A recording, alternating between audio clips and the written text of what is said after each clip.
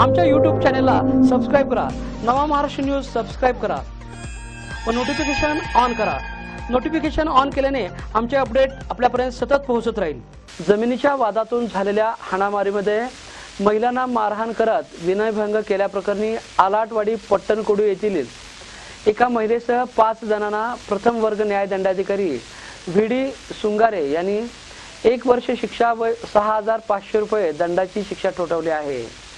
रामगोंडा शंकर पाटील, देवगोंडा शंकर पाटील, दत्तात्रय शंकर पाटील, राजगोंडा रामगोंडा पाटील व अलका देवगोंडा पाटील अशी त्यांची नावे आहेत।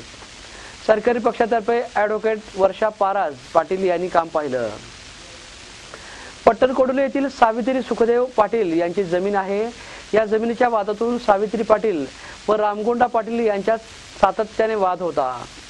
18 जानेवारी 2015 रोजी याच वादातून फिर्यादी सावित्री पाटील त्यांचे पती व फिर्यादीच्या 2 बहिणींना रामगोंडा देवगोंडा दत्तात्रय पाटील, राजगोंडा व अलका पाटील यांनी मारहाण करत अर्वाच्य भाषेत शिवीगाळ करत विनयभंग केला होता। या प्रकरणी सावित्री पाटील यांनी हुपरी पोलीस ठाण्यात फिर्याद दिली होती। पोलिसांनी उपरोक्त 5 जणांवर गुन्हा दाखल करून न्यायालयात दोषारोप दाखल केले होते। या प्रकरणाच्या सुनावणी दरम्यान 7 साक्षीदार तपासण्यात आले।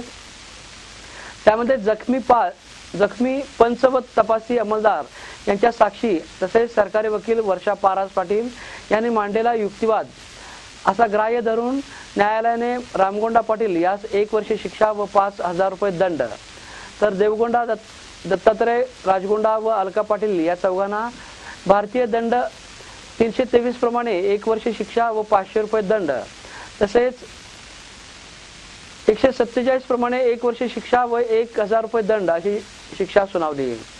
दंडातील 5,000 रुपयांची रक्कम सावित्री पाटील यांना देण्याचे आदेश दिले असून आरोपींनी सर्व शिक्षा एकत्र भोगावायची आहे।